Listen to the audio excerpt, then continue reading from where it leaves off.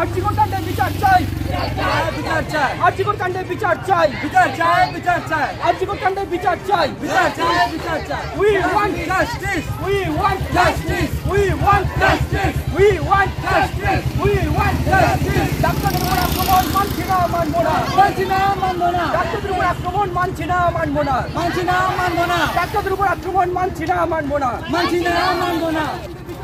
বিচার চাই, বিচার চাই।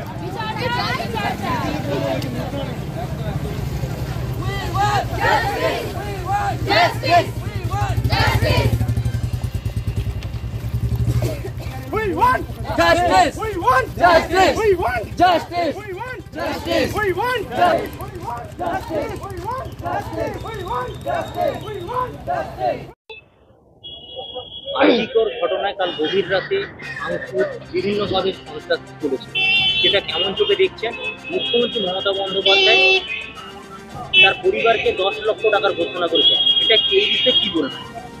ভাঙচুর তো ওখানেতে আর্জিকরেতে ওখানে আপনার সেমিনার হলে তো প্রমাণ লোপাট করার চেষ্টা চলছে পুরোপুরি, যেভাবে হোক যাতে চুরোরা ধরা না পড়ে, যারা অপরাধী তারা ধরা না পড়ে।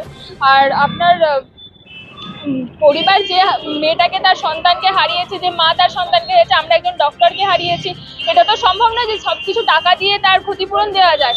আর আজকে যে যে জিনিসগুলো চলছে আপনার এইভাবে হত্যা বা এভাবে ধর্ষণ করে তাকে মেরে ফেলা হয়েছে, এ তো আমাদের সমাজে এখন নিত্য নতুন ঘটনা হয়ে গেছে। এটা তো থামানো যাবে না, কোনো 10 লক্ষ টাকা হোক আর কোটি টাকা হোক, এটা তো ওই সামান্য টাকার বিনিময়তে এই জীবনগুলো ফিরে পাওয়া যাবে না, এই ধরনের ঘটনাগুলোকে থামানোও যাবে না।